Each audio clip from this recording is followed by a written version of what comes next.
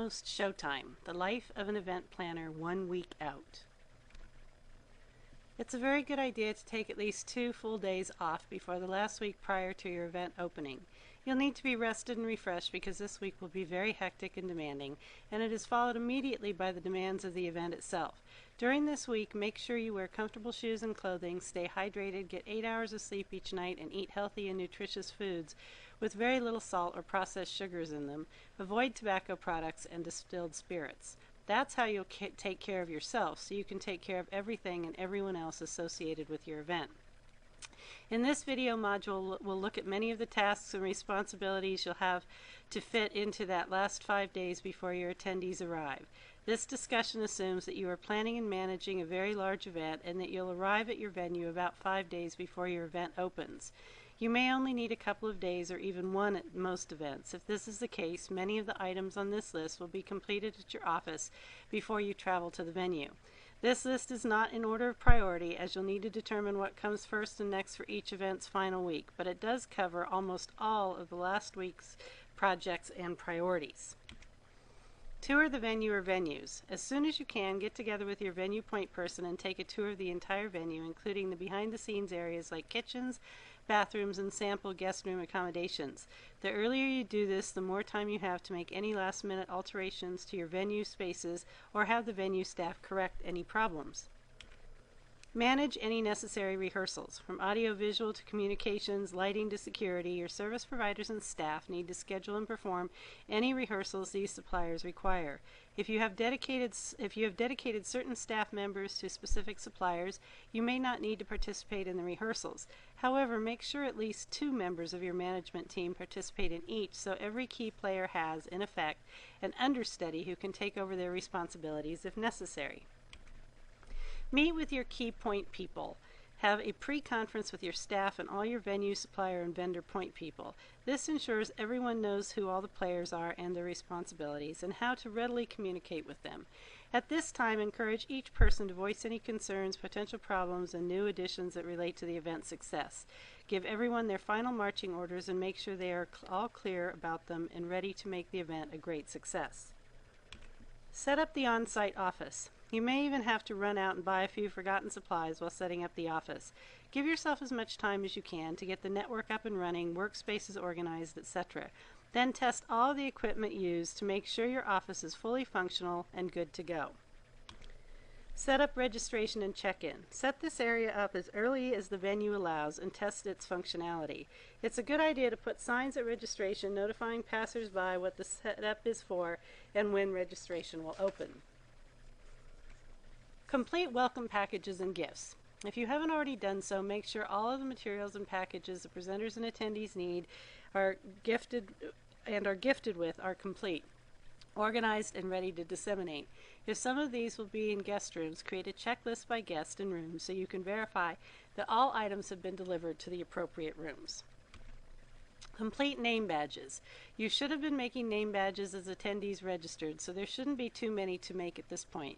Remember to make badges for your staff and volunteers as well, and complete any required for late registrants. Centrally locate all essential documents. Your contracts, permits, insurance papers, etc. should all be located in a central and accessible area of the office. Make sure you have a backup copy of all of these items secured in another location in case any important documentation gets lost or damaged. If it does, make copies from your securely stored master file and replace them. Complete your management binder. You should have a master planner Bible that you keep with you at all times. Among other things, it should include contact information for all your team and point people, backup services contacts, and room setup lists. Give some thought as to what you'll need to reference while you're on the run, and create this essential binder for the day the event starts. Verify your staffing. Now that you've toured the facility, finalized attendee numbers, and performed all of the essential rehearsals, make sure you have all the staff you need. If you think you're short a person or two, add them to your personnel by bringing in more of your employees or hiring temporary help. Do this as soon as possible so all the newbies can attend your pre-conference. Contact no replies on the RSVP list to avoid unexpected attendees. If the event is by invitation affair, make sure you know exactly who is and isn't coming.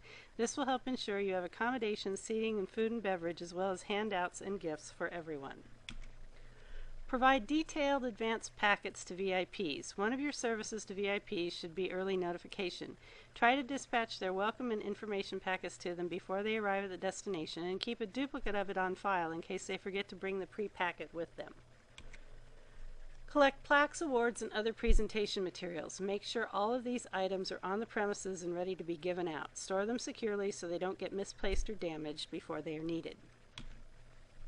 Send electronic version of schedule to each presenter for final review. Check in with all your presenters and make sure that A, they are coming to the event, and B, they have the most current schedule and know when they have to be where. Do a courtesy check with them as well to verify that their AV requirements have been fulfilled and any special requirements met. Confirm security arrangements. Make sure any security measures are fully operable and in place. If you have any doubts, double check everything with your point people and insist on a rehearsal. Develop a master timeline for the event days. As you plan the event, you should have been developing a who does what, when, and where timeline that coincides with the agenda of the event. Finalize this document now and make sure that everyone receives a copy at the pre-conference. Give final instructions to staff and volunteers a couple hours before the event opens. Have a quick meeting with your key players. Confirm they all know their roles and responsibility, and give them inspiration to keep their energy up and focus sharp throughout the event. It's a good idea to have a quick briefing with them each morning and a debrief at the end of the day before the evening activities. A big part of being a great event manager is having a great team and caring about and for them. Confirm guest count for food and beverage services as close to the event opening as possible.